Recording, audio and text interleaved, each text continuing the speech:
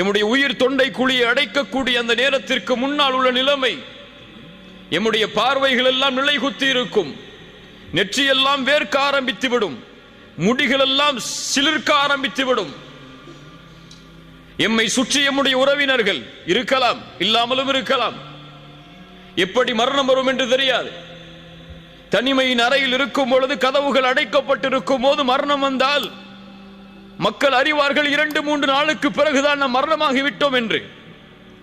ஒருவேளை எம்முடைய உறவுகள் சூழ்ந்திருக்கலாம், எம்முடைய பிள்ளைகள் சூழ்ந்திருக்கலாம், எம்முடைய பெற்றோர்கள் சூழ்ந்திருக்கலாம். அந்த நிலையில் கண்களுக்கு புலப்படும் மறைக்கப்பட்ட விஷயங்கள் எல்லாம், ஷைத்தான் அவனுக்கு மிக அருகாமையில் வருவான்.